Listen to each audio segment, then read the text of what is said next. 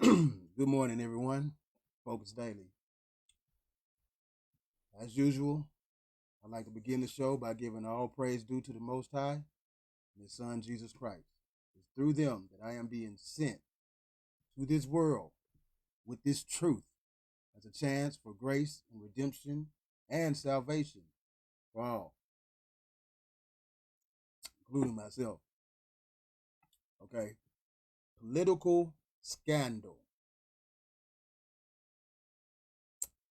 During the late 1800s, a lot of the schemes and scams of the company being perpetrated through the government begin to come to light. So in order to avoid scrutiny for these schemes and scams, occasionally they throw one of their own into the water with the sharks. But it was all a ploy to cover up things that they wish to remain hidden. Today we'll discuss one of them such schemes, but the overall point is political scandal became a way to distract the public from hitting atrocities that were occurring in the background.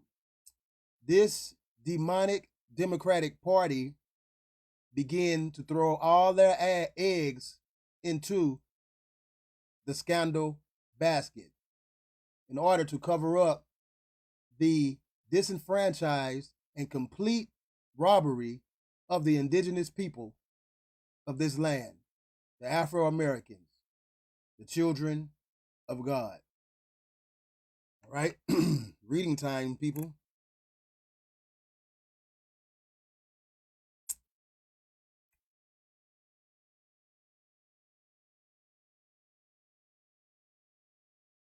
Get to it.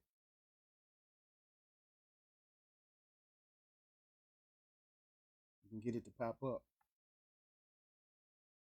All right, there we go. Today we'll read about one of those scapegoats in one of those occasions where they threw their own under the bus in order to cover up a greater crime. Alexander McKenzie, politician. Little Wikipedia. Alexander John McKenzie was a lawman, a politician in early North Dakota. As a Republican Nation committee man from North Dakota, he directed a highly successful political machine and was known as the Senator Maker. He was highly influential in North Dakota and in neighboring Montana and Minnesota. He served time in prison for corruption and became the first North Dakotan to receive a presidential pardon. See, although to the public, they seem to throw these people under the bus and they completely go down for the crimes, but actually it's just a cover-up and an opportunity for the politicians to move their pieces into other positions. And meanwhile, ultimately, the person they threw under the bus would be pardoned or just never serve a day. We all should be pretty much familiar with that in these times we live in currently. All right, we're going to skip down to his political career. After the sheriff drowned in the Missouri River, McKenzie was appointed as the sheriff of Burleigh County, North Dakota. His predecessor drowned, huh? Sounds typical. He served as sheriff for 1874 to 1886, being elected 5 times. During his time, he was also a deputy U.S. Marshal. In 1883, he became an influential figure in Dakota Territory, becoming a confidant of many leading political figures of the territory, including Governor Nehemiah Ordway. In the new state of North Dakota, he personally selected many Republican candidates for the state legislature. So, although he was labeled as a Republican, always keep in mind that post-fusionist era Republican, Democrat was the same horse, just different sides of the rein. That's a good way to put it. He personally selected many Republican candidates for the state legislature, the U.S. Senate, and the U.S. House of Representatives. He was the Republican National Committeeman for North Dakota for 21 years. McKenzie built and ran a powerful political organization in North Dakota. However, the McKenzie machine was widely accused of stealing votes, intimidating voters, and physically beating opponents. This is just one example of the voter intimidation and the legislature of 1897 that we spoke of earlier this week. They placed certain people in positions to force mainly the Afro-Americans into aligning with their democratic agenda. Here we go. Alaska, gold mines, and a jail sentence. In 1900, McKenzie secured the appointment of his hand-picked candidates for federal judge. I got that hand-picked. Federal district attorney, and the government post in the gold rush boom town of Nome, Alaska.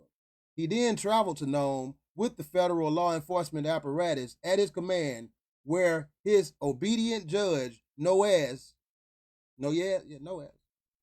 took gold mines from their rightful owners and illegally appointed McKenzie as the receiver to operate the mines while the owner appealed.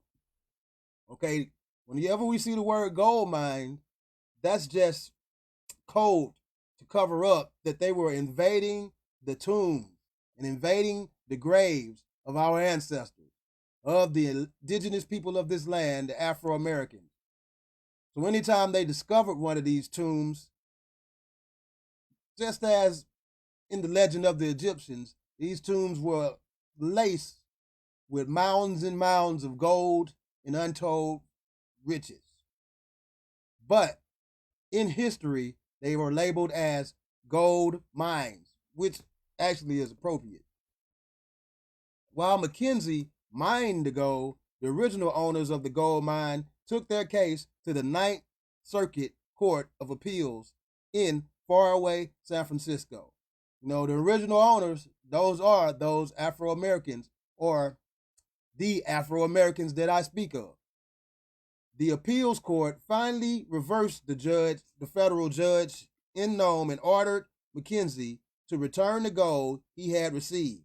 McKenzie refused to comply with the order of the appeals court and continued taking and keeping gold out of the mine.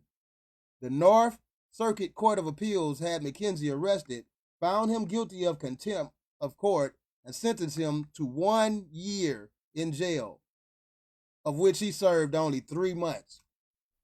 So there we have it, an example of political scandal that was placed in the mass media machine just to distract and blind the people from the fact that they was robbing us blind.